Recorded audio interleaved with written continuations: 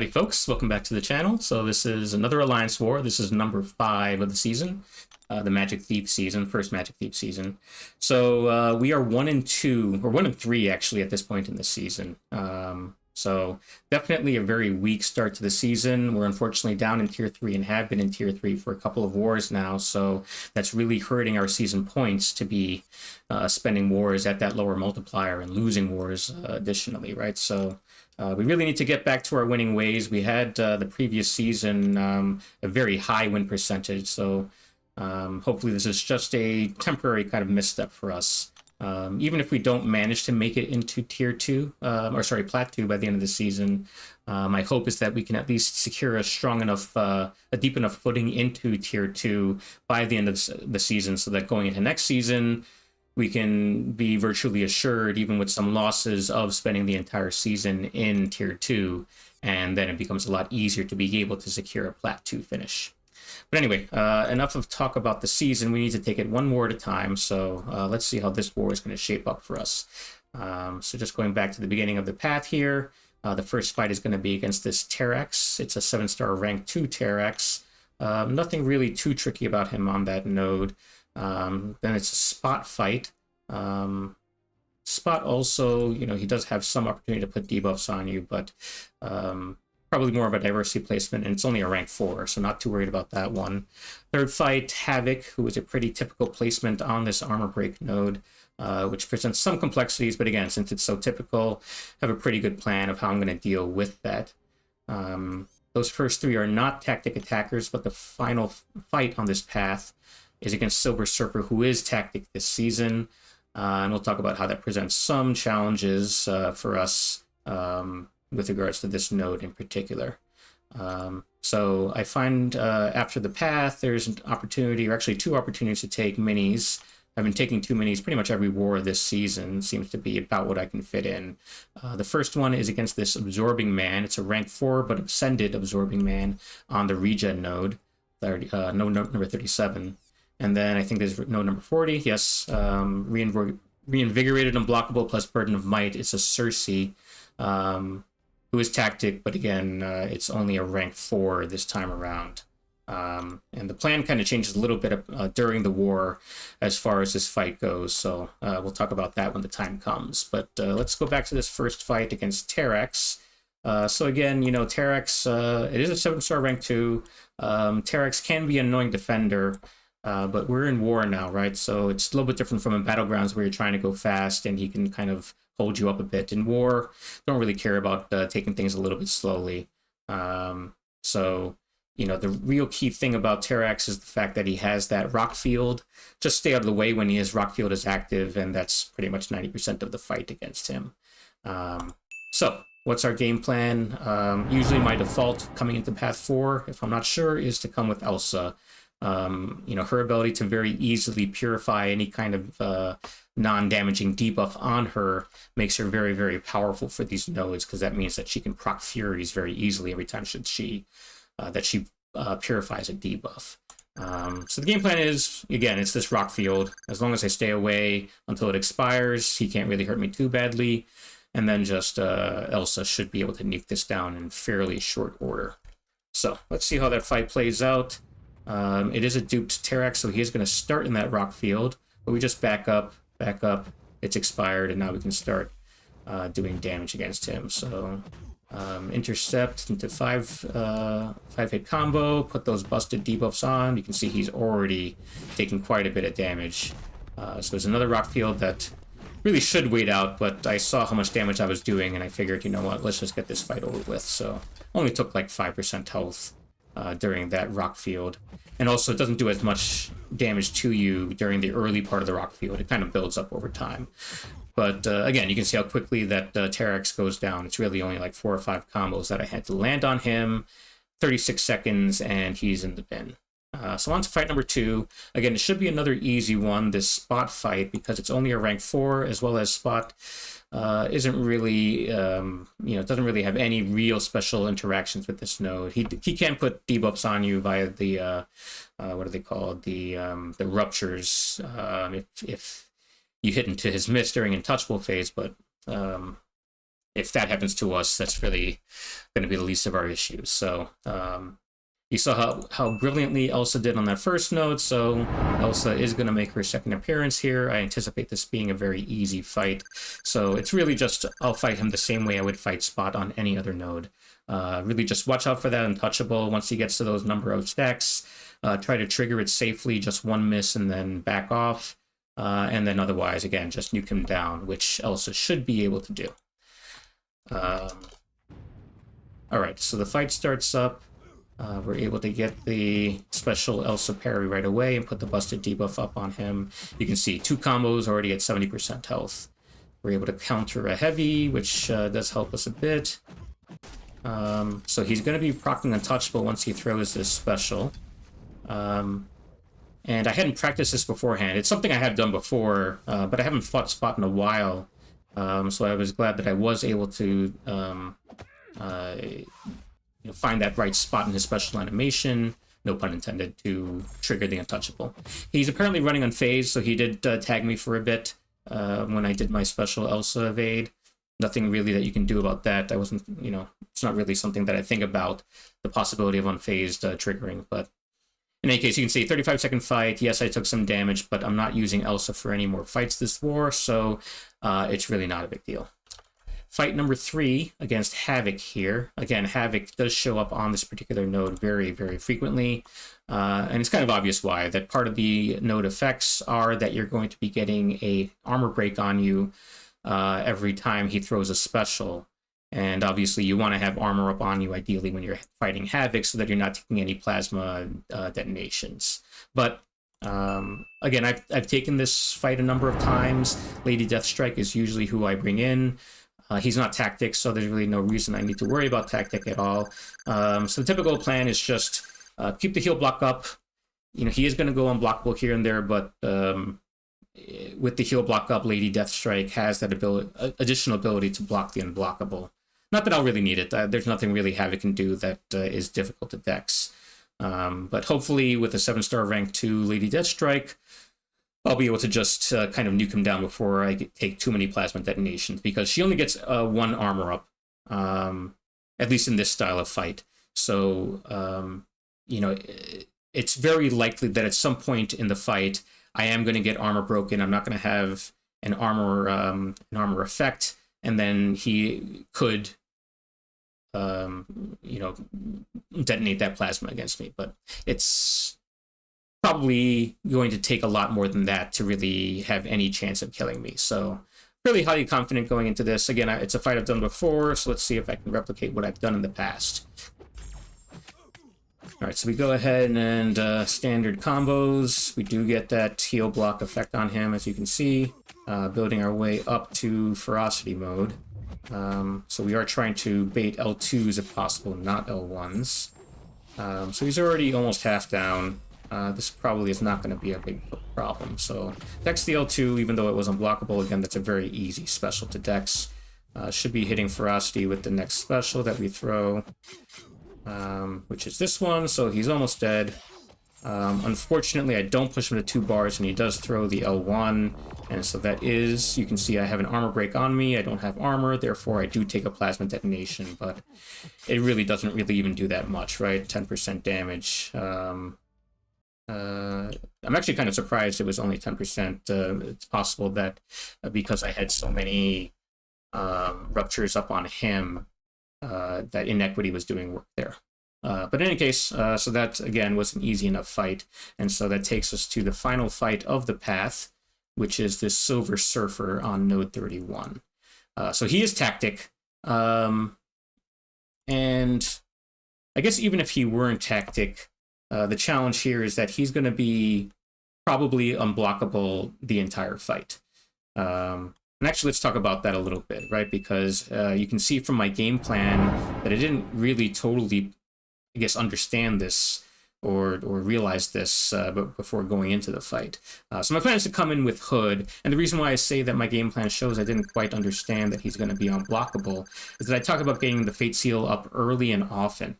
And the reason why I was thinking that is that, well, he can only put the armor breaks on me if he has a cosmic buff to consume, And so if I can Fate Seal that Cosmic buff, as well as I only mentioned Fate Seal, but if I can also stagger it from coming back, well, he's never going to have a Cosmic buff to consume, and therefore, you know, he won't be putting debuffs on me. He won't be putting those armor breaks on me when he consumes it. However, he starts with the Cosmic buff, right? So unless I'm actually getting to my Fate Seal before he ever heavies or throws a special, I'm going to get armor breaks on me early in the fight. And as soon as I do, because there's also a heal block effect on this node starting out, I'm never going to be able to get down to 0 debuffs. So I'm never going to be able to clear out his unblockable effect.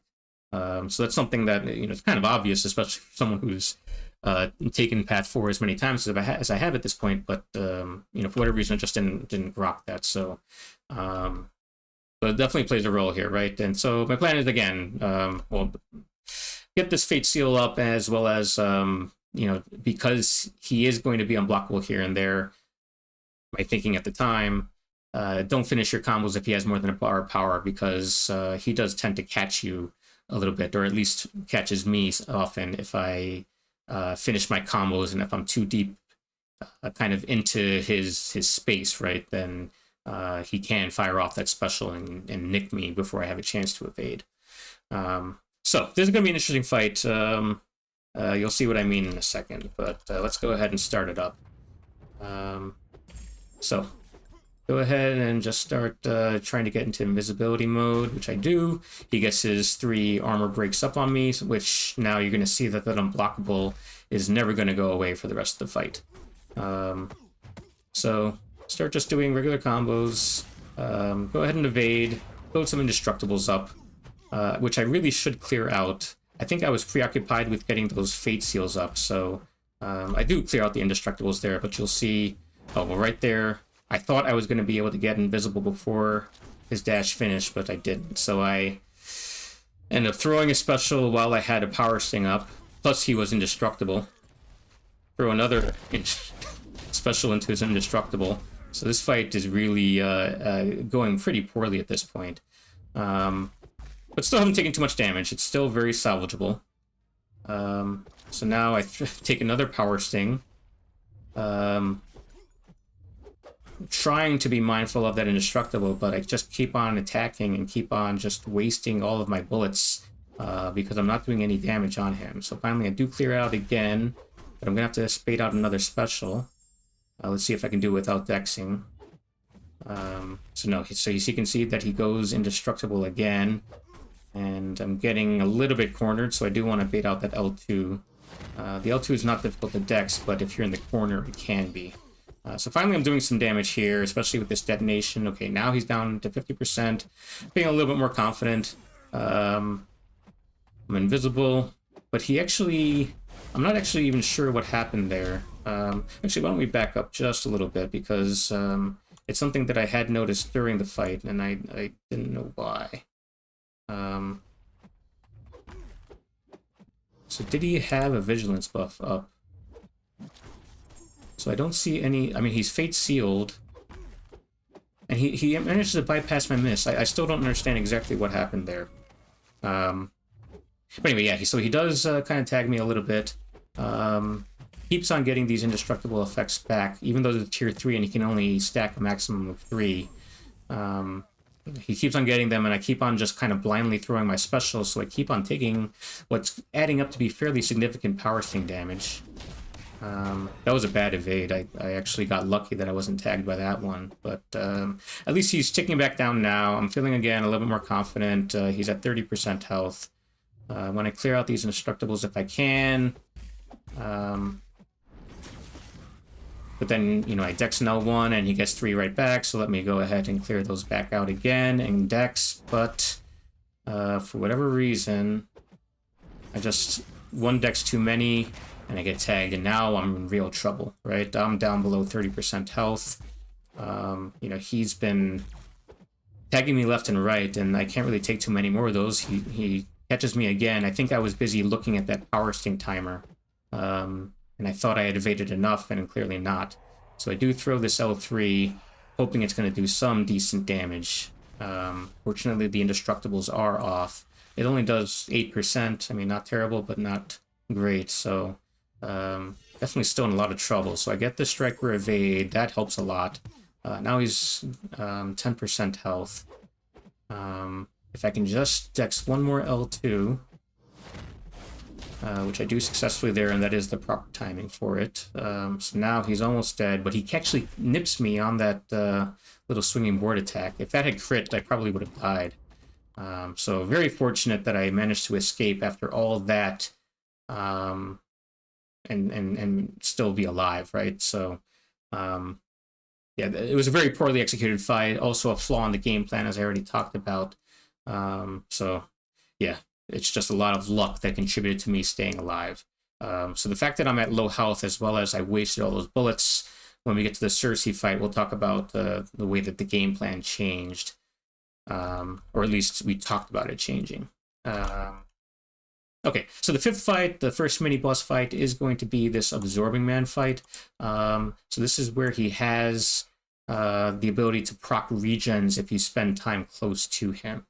The other effects on this node are not really all that relevant, right? If he's going to be putting placebo buffs on me, I guess the placebo buffs are actually relevant because he can get some power gain off of the MD when those expire, but that's not really a huge issue.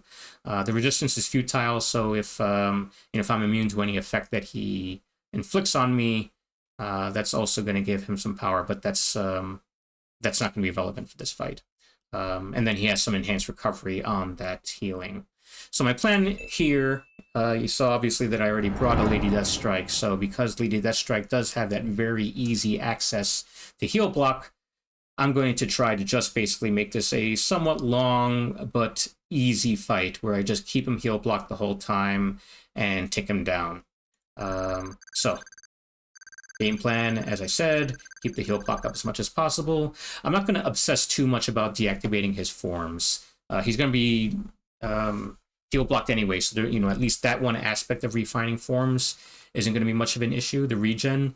I still would rather him never get into refined magma form, right? Because Lady D is not incinerate immune, so I'd have to kind of avoid him until that form expired if that ever happened. I'd also prefer to avoid taking any hits on the block, even parries if he's in refined Uru form. But in any case, I'm moderately confident. I know that it's going to be a somewhat longer fight. I did some duels, so I understand how that fight is going to go and the fact that it is going to take a while. But if a fight is kind of tedious but easy, long but easy, right? I tend not to have too much problem with those fights. Knock on wood. So anyway, let's go ahead and start the fight.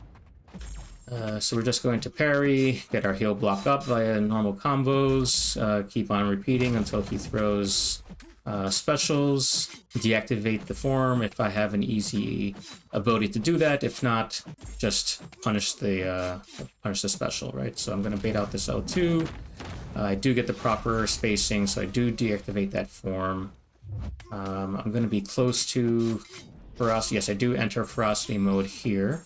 So he's actually ticking down faster than I expected. So he's already at 70% health, so that's good. I have another opportunity to deactivate the form. A little bit of an errant button push there. So just bait specials, counter, keep the heal block up. Don't get the spacing right there. And then look what happens here. I actually get parried on the L1 chain. I do see that I was maybe a little bit late, but man, at the time it really felt like the timing was what it should have been. But in any case, you can see that it hardly did any damage on me. So the bigger concern is just I don't have him heal blocked, and he was starting to regen. But I'm able to quickly get the heal block back up on him. So now he's at roughly 40% health. Again, this is ticking pretty quickly, or at least more quickly than I anticipated. So let's see. I have I get the spacing way wrong there. That was just embarrassing. But again, I'm not really in too much trouble, right? Taking a hit from here and there. He's not in refined form. It's not really that big a deal. So I'm going to be able to throw my L2 here. That's going to pretty much kill him. If not kill him, then basically, yeah, he just kind of ticks down. I don't even have to hit him. So it's a 2-minute fight. So slightly tedious. It's not even the longest fight in the world. That really wasn't that big a deal. Although it was Ascended champ, it was only six-star rank 4 Ascended. So I was punching down a little bit with a 7-star rank 2 attacker. Okay, the final fight of the war. So I've talked a few times now about the game plan for this and how it kind of was adjusting, right? So because I took such a beating with Hood, and more importantly than that, because, you know, I'm fine with healing up, but the key was that I was very low on bullets at this point. I think I had maybe 10 bullets going into this fight. So I asked, just put a note out there that if anybody else felt like they had a good counter for Sersi, just go ahead and take the fight from me, because my confidence in this fight had waned quite a bit. A few hours passed after I sent that message, which is, you know, that's kind of normal, right? It's not like people are on 24 hours a day, but it was just my own kind of, I guess, impatience, or me just kind of talking myself into this fight, that because I was boosted after the Absman fight, I figured, you know what, let me just go ahead and take the fight. It's only a 6-star rank 4 Sersi. Hood, even with a low number of bullets, should be a very, very strong counter to Sersi with his stagger and with his ability to Fate Seal, right? So it really shouldn't be too big an issue. She is a tactic attacker, but I'm going to use a tactic attacker, right? So again, it is going to be Hood. Get that Fate Seal up. I didn't mention the staggers, but I mean, I guess it's hard to put staggers into the game plan because there's nothing you can do to really control when you're going to inflict staggers. But between the staggers and the Fate Seal, keep those transmutation and then those regen buffs at bay, and it really shouldn't really be much of a fight. So even though there is this knockdown energy node, which means that she's going to have a lot of energy resistance anytime you knock her down, I'll make some effort to only detonate the hexes when that energy resistance had expired, but as you'll see pretty soon, it's really not that big a deal. So let's start the fight. We get some staggers right away. Go ahead and knock her down. I think my thinking was knock her down early, and then the 15 seconds should expire by the time I throw my L2, but then I just kind of throw it right away anyway. So even with all that energy resistance, I detonate with it up, but she's already down to 70% health. I've built up so many prowesses that even with all this dexing, she's not proccing indestructible. So this fight is really going so well that I can't believe I even bothered asking anybody else to take this fight for me. So after this L2, she's practically dead. Down below 25% health. It's basically one more special to dex. You can see how many prowesses. I still have 5 prowesses on me, so really in no danger of her going indestructible. So it should really just be combo, striker, and then maybe a detonation. Yeah, detonation. And I finished the fight at full yellow bar. And actually I gained, I think, a few bullets from the start of the fight. So very, very strong counter to Sersi. I definitely will be, if I ever see a Sersi again and it makes sense to bring Hood, I will look to bring him again. So as far as how the war ended up finishing up for us, it was a victory. This alliance that we were up against, I think we were, just in terms of like base hero rating and prestige, which is kind of like a proxy for how deep our rosters are, we'd had a fairly significant advantage over them. So even though they kept it close early on, we were able to eventually just really put them into trouble, and you can see that they started just spamming revives towards the end of it. So good to get another win in the win-loss record, but that takes us to 2-3. Again, I said take it one war at a time, so you got to win one to. You can only win one war at a time. It's the best you can do. So we'll be happy with that victory going into War 6, almost halfway through the season. Again, getting into Plat 2 from where we are right now. I think at this time of this war, we were something like 95 in Plat 3. So I don't know how realistic it is for us to get to Plat 2. But if at least we can win the majority of our wars going out, and if we can get that solid foothold in Tier 2, then we can feel a lot better about next season. So I do feel like our deaths are coming down. I think my battle group in particular, again, it's not because it's anything that I'm doing, but just fortunate to be in a battle group with a bunch of very strong people. Our leader in particular is a very strong player, able to take quite a bit of volume and do it very cleanly. So we continue to perform very well. I'm very happy about that. So that's going to do it for this war. Yeah, we'll see you all the next war. Please take care, like and subscribe if you can. Have a good day.